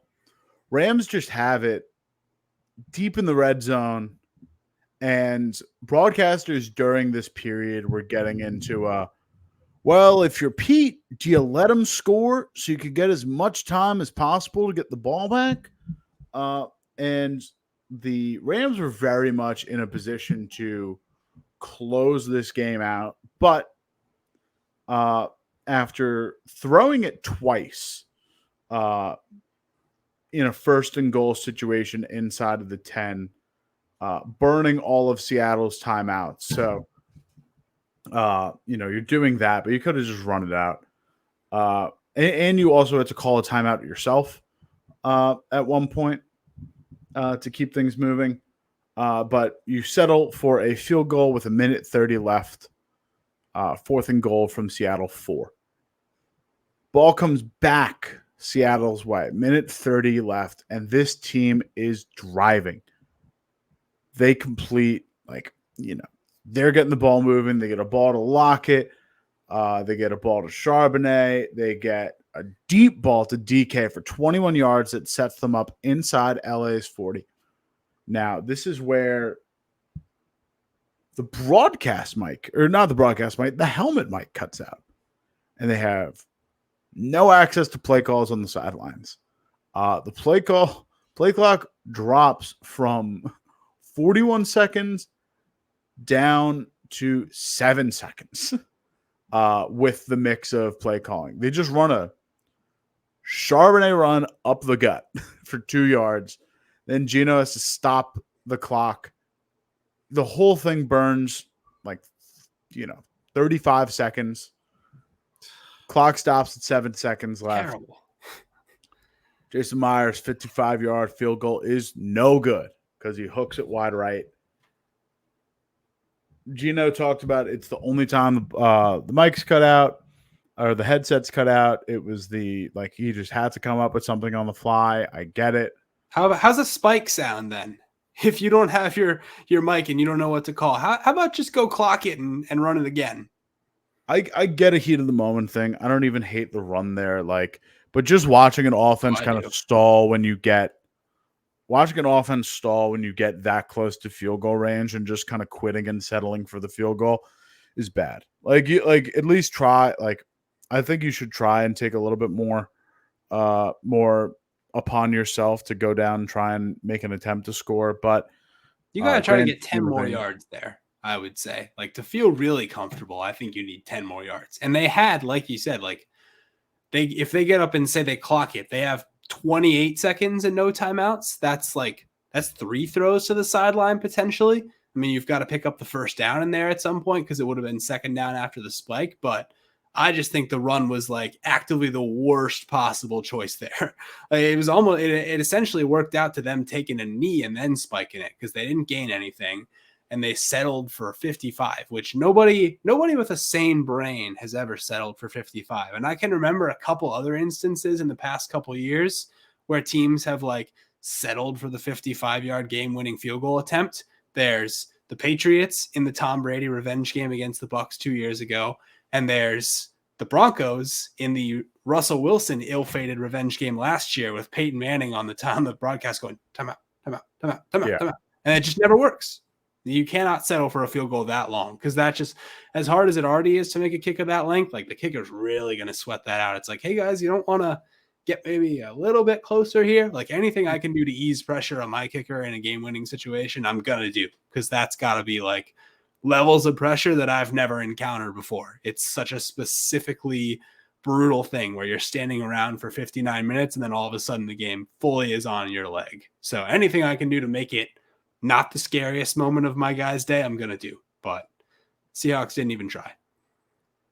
I think it's a tough panic situation to get in. I get it. But you've got to, in that case, you got to coach your guys better to be ready to panic because Gino made the worst. It's I could put that on Pete. I'm fine doing that and saying it was an ill-prepared situation there, but I'm not fully throwing it on Gino to be spike it and dial up 3 go balls. I think there's a happy medium in there where you can figure out something. If you spike it, you can go over to the sideline and get the play call if your comms are out. That's my I agree. Point. Yeah. Real hindsight head scratcher. Not real because I guess that's the real one. Where's this Giants offense been? Huh? Where's it been for 3 weeks? Or for 2/3 of the season? This is what won Brian Daboll Coach of the Year. Mesh concepts to create space, running Saquon on wheel routes, just doing everything to get your receivers into space. Running actual plays in the red zone to try and create advantageous situations for your quarterback. Tommy DeVito shouldn't be the one to have to do this.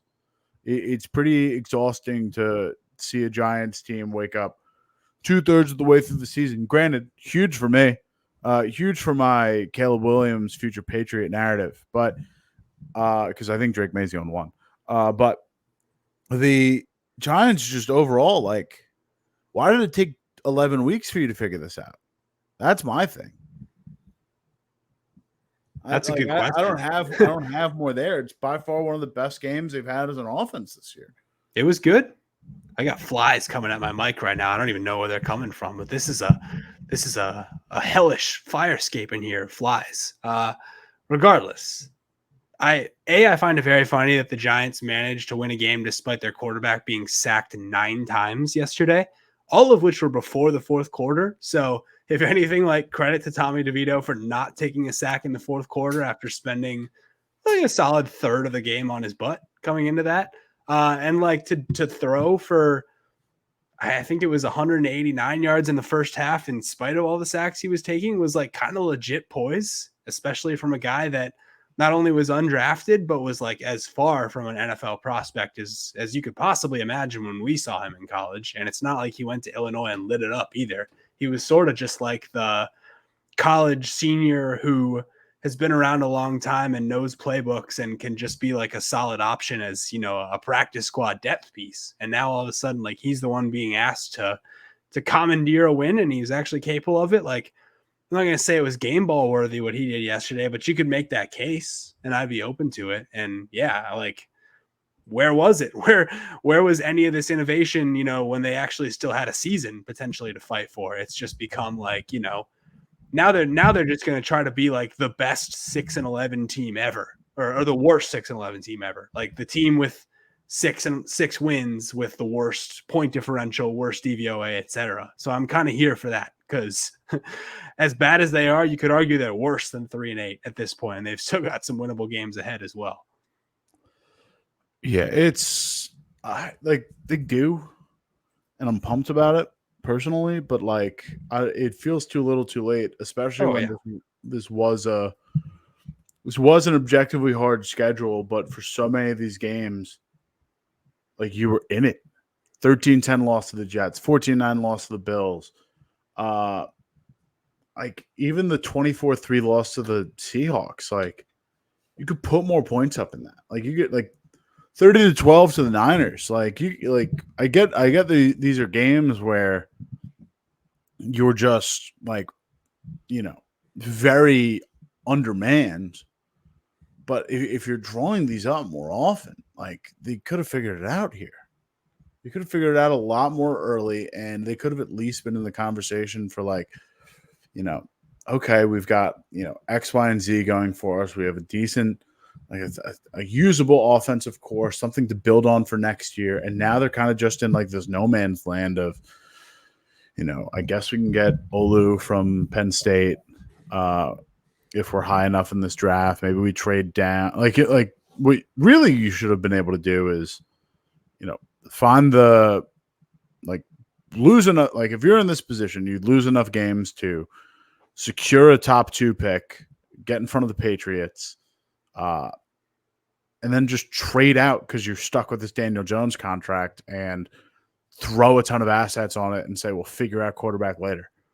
I know that's a tougher thing to do because Daniel Jones is Daniel Jones, and he's, you know, probably the 22nd, 25th best quarterback in the league right now. But, like, you know, on a good day, he's 17th, 16th. Yeah, well, that's the thing, is like, maybe make the playoffs 15 through 25 is kind of all the same at this point, as we've sort of discussed. And I mean, this is my top of the draft take right now.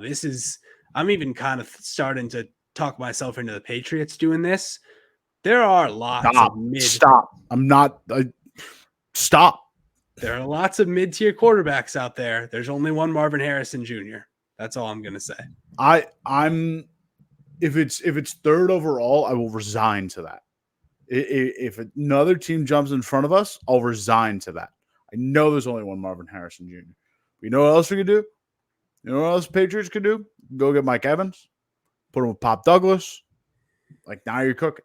Like, now you're getting something going. Look how good Mike Evans is making Baker Mayfield. He is. He would be the one where I would consider it, like, maybe as good. But I just look at all these, like, game-changing receivers around the league, and they sort of coincide with, like, who are the best teams right now. Eagles, Chiefs, like, Dolphins, best offense, etc. Could trade for Devontae Adams, too, without giving up a first. That works for me. But, yeah, I think you need a game-changing receiver. So if it's Caleb Williams and it's, you know, trade for one of those two guys, then maybe, yeah, that's the better option. But I wouldn't be at all upset if Marvin Harrison Jr. comes to the Patriots, or if I were the Giants and thinking in their shoes, I wouldn't be at all upset if he comes to play with Daniel Jones. Because I think aside from quarterback, that's like the most important thing on building a contender's offense right now. You know what we've seen? You know what we've seen in Vegas with Devontae Adams and Aiden O'Connell and Derek Carr and Jimmy Garoppolo?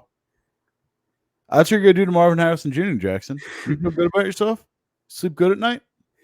Sleep good at night wasting generational talent like that? Do you want to recreate the Randy Moss Vikings? See, I think we're talking about those guys. Like, they are not in that 15 to 25 range. They are not good enough to even be successful with a transcendent receiver. Oh my God. That's so wrong.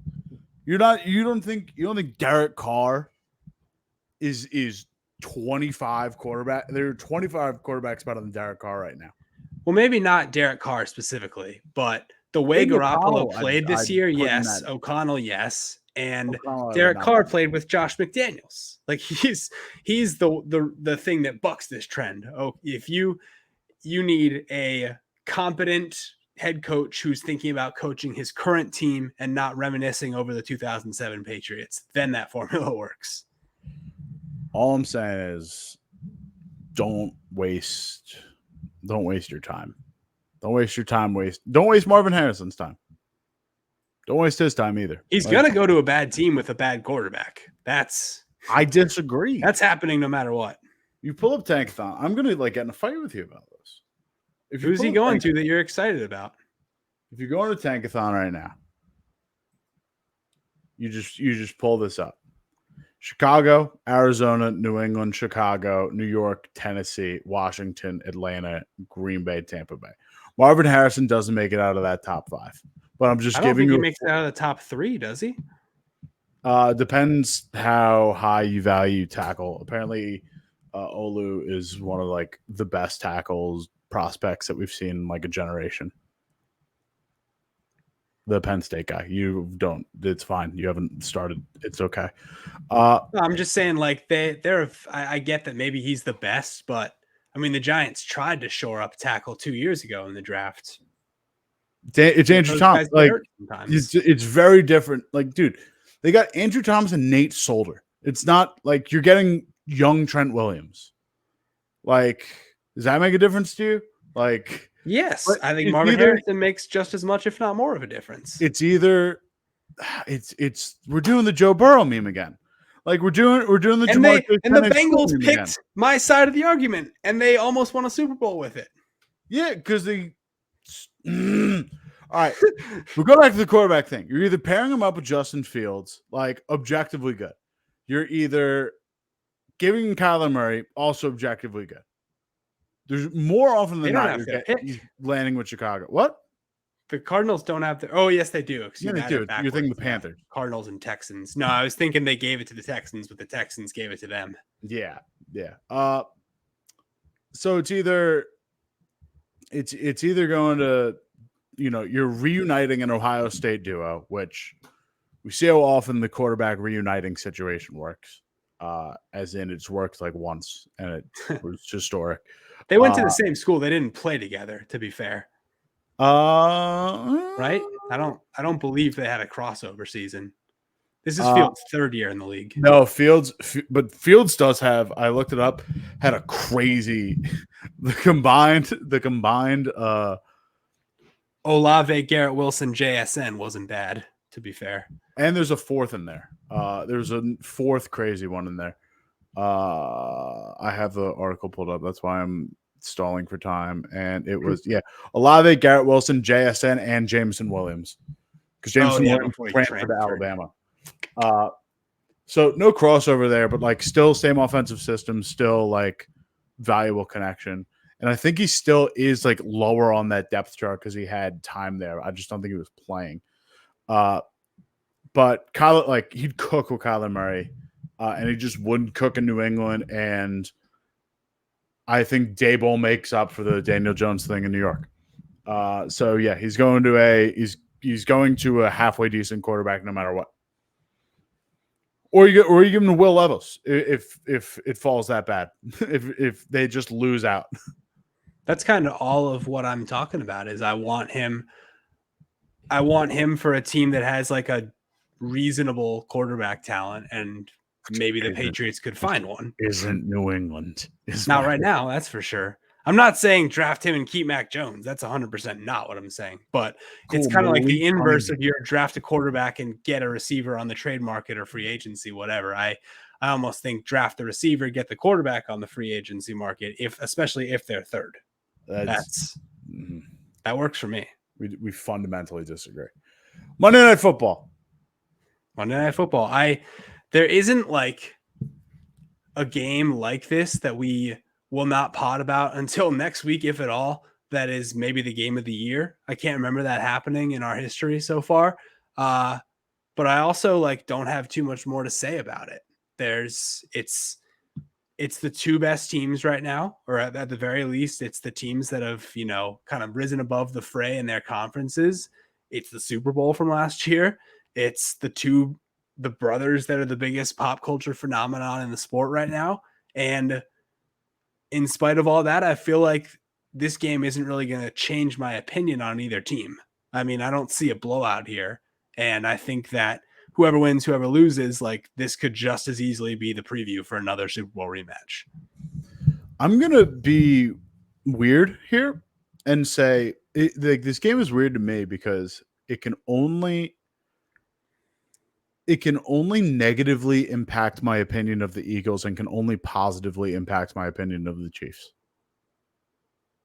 Because a Chiefs win in this game, even with the recent struggles that the Eagles defense have had, would mean that in some way their offense has figured it out.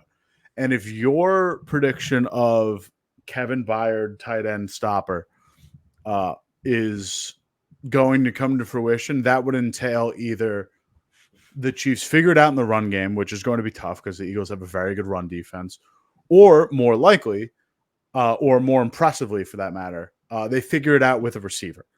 And that would be the first legitimate receiver to kind of show out for the Chiefs in the entirety of the season. Like it's like MVS still hits like a bunch of home run balls for the first time in a while. Rashee Rice comes into form. Like they awaken Sky Moore out of his 2-year stupor. Like in some way they have to like fundamentally, change the way they do things. But that would be a positive for them.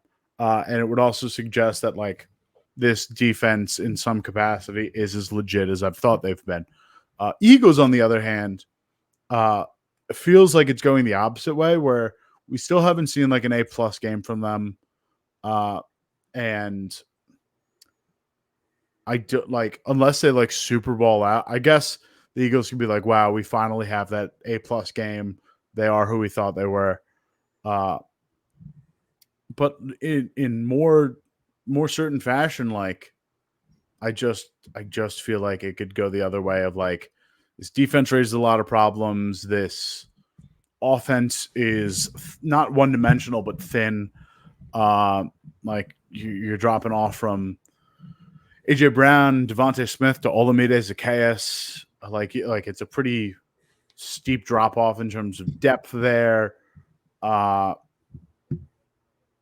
like maybe it's hyperbolic to say the Eagles can only disappoint me, but because they've kind of just played like under the radar close games for the majority of this season, outside of like the Miami game still didn't look like 100%.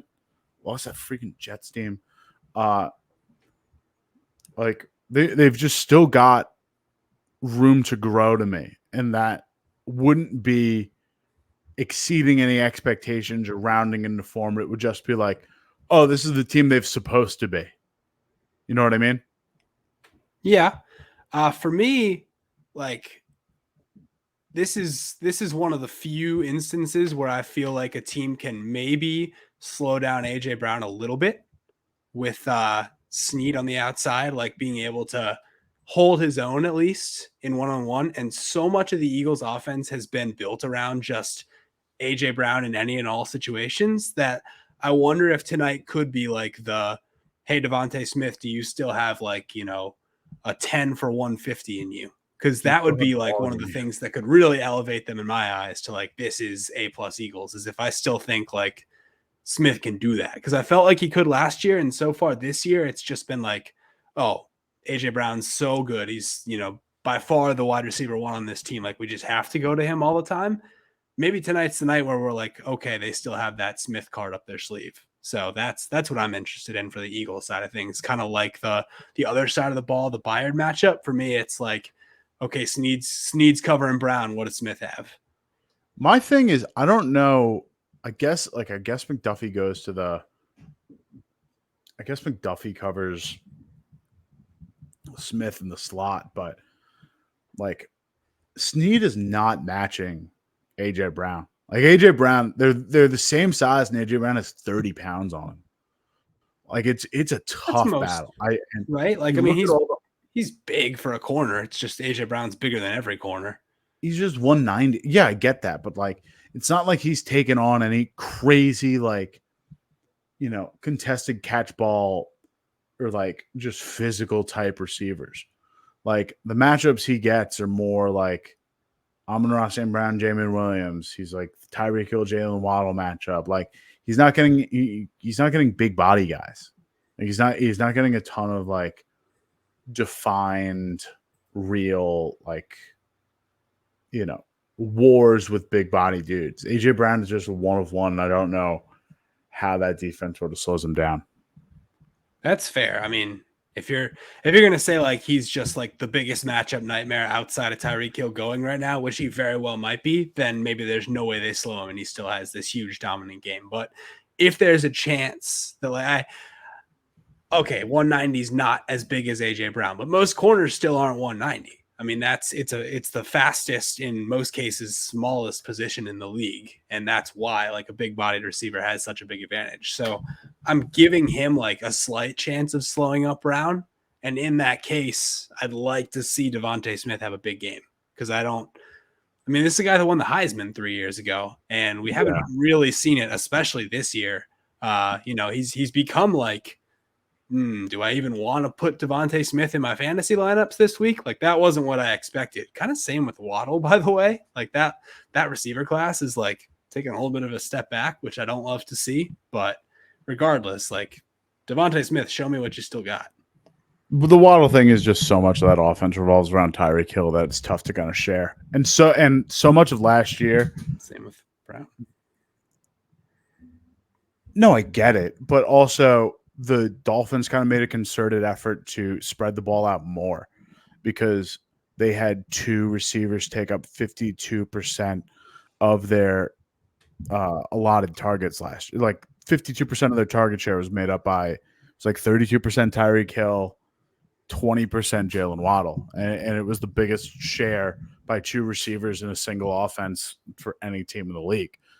Those shares had to go somewhere. You have to be able to spread out the team somewhere. And you're not going to take it away from your biggest X factor. You're going to take it away from your two. Like that's how, Cedric Wilson's getting more balls. Durham Smythe is getting more balls. Like it's kind of the fault of the system, but the Eagles are just too thin where we're still doing it with Brown and Devonta.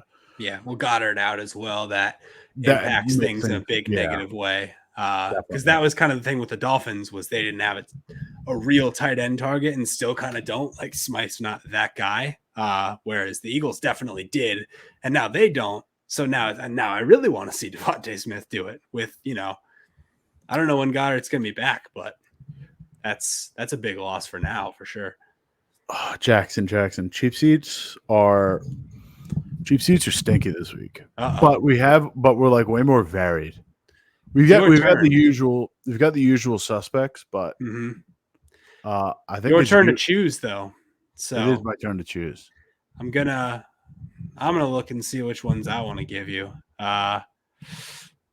Yeah. Let's cut the floor at 70 and under.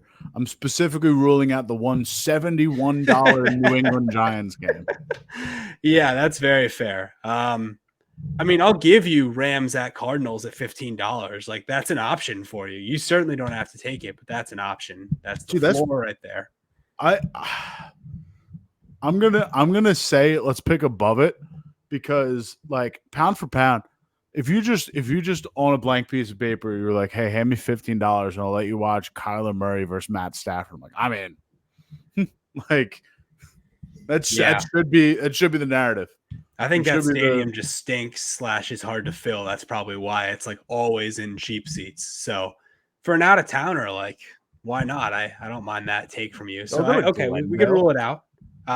Let's rule it out. Cheap seats staple, the Carolina Panthers obviously are here. They're always here. They're on the road this week. They're at a team with only a marginally better set of circumstances right now. The Tennessee Titans. That's going to be your cheapest option, $31. We have Sunday Night Football, $39. Baltimore at the Chargers. I almost said Rams because it does just say Los Angeles on the page I'm looking at right now. But and the arch does look like a ram horn. It does. You can potentially watch Brandon Staley's last game if you so desire. And yet again, the Chargers are on prime time for the third time in like 5 weeks. So congrats to them. $39. Also $39. I'm not going to tell you how to vote here, but Jacksonville at Houston, that's pretty good value right there. The winner comes out with first place in the AFC South. And finally, this will be the last one I'll give you, $42. Tampa at Indy. Both teams still very much in the hunt here. And maybe Lucas Oil Stadium's fun. Maybe they got some artisanal breweries in the neighborhood that I don't know about. So those are your options. 4 games. Hit me. You cut me off from the Sicko Bowl. Oh, no. Cleveland at Denver. Yeah. That's a lot. $60 60 is that's a big step up there if you want that one. It's a big step relative to our thing, relative to our pool, but that's 4 Cardinals games right there. That's the whole family coming to the Cardinals game with you. For that matter, yeah, I will rule it out. But Jackson, I did before I get in and tell you my pick. I did just want to point out you were kind of complaining about the barrage of primetime Chargers games that we've seen. Are there more? No, but I did want to introduce you to the block of 12-7, New England Patriots at Pittsburgh Steelers. 12-18, New England Patriots host the Kansas City Chiefs. 12-24, New England Patriots at Denver Broncos. 3 straight weeks, 3 straight games with an 8:15 time slot. Okay. I just want to throw that out there that we are getting much worse primetime games coming up. That's exciting. Yeah, my pick is Ravens Chargers. Wow. If it's same price and I don't have to go to NRG Stadium, Stroud and Trevor Lawrence are awesome, and I'd probably see a sneaky, fun defensive battle. I'm just more like this is morbid curiosity at this point. What do the Ravens look like without Mark Andrews? And I think Ronnie Staley's down. I think they lost another defensive personnel member. And side note, what does Brandon Staley's last game look like? Will this be the straw that breaks the camel's back? There's so much. Treat them anything like they've been treating some of the other, mid-level / talented but flawed teams in the league. They might really do some mean things to them. Yeah, there is so much to do, so much to think about in this game that an objectively fun AFC South matchup just isn't quite doing it for me. I gotta go Baltimore, LA. That's, you're entitled to that take. I don't want to say I vehemently disagree, but I think that Jags-Texans game has a chance to be game of the week like we talked about with Chargers-Lions a couple weeks ago, where it's just the fun back and forth battle. And, a couple highly drafted quarterbacks, same division, who's going to run the division for years to come. Like there's future narratives in play here. Definitely don't think there's future narratives in play with Chargers. Chargers. I mean, there are future narratives in play. There are future crumbling implications for one team, but not for the matchup. But this is Brandon Staley's last Chargers Ravens game. That I promise you, he's not seeing the Ravens again. There are short crumbling implications for the Ravens of oh God, they're shot. But there's a sneaky part of me that is CJ Stroud and D'Amico Ryans light it up against a good Jacksonville defense, and then Press Taylor starts sending Calvin Ridley on 12-yard curl routes against Derek Stingley with Jalen Petre coming over up top. And I don't want to be disappointed. So I'll take a game where I know I will be disappointed by one team. That's fair. That is how the Texans got their first win of this entire era. and that, 6-2 since. So in a sense, like maybe I side on the other one with this. Like I think the Jags remember that game. That was the first time we ever had questions about the Jags this year winning that division. And now they can either completely grab it, take full control of the division, have a 2-game lead with 6 to play. Yeah, 6. Yeah, I will admit I'm wrong on this. This is just a personal. This is personal. Just personal. This is Kale's sicko game of the month of November, it appears. And it's all yours. You may have it. I'm excited to recap results with you about this time next week. Yes, sir. And I feel like you got to do a little something on Monday Night Football next week or something. Like it's going to be too good a game not to talk about. Hey, we can have a little chat about it at some point during the week this week. That's always an option. Ooh, maybe a little Wednesday, post meditation. We might, or just a live. I don't even know. We'll figure it out. Hopefully, we can get Nolan in on that as well. Could you like who knows? Maybe a little like Wednesday, like Thanksgiving preview with Black Friday preview. Like who knows? We like talking about things that we don't do. On that note, the next time you hear from us, I don't know when it'll be, but I'll just keep it in routine. For Kale, I'm Jackson, and we will see you next Tuesday. See ya.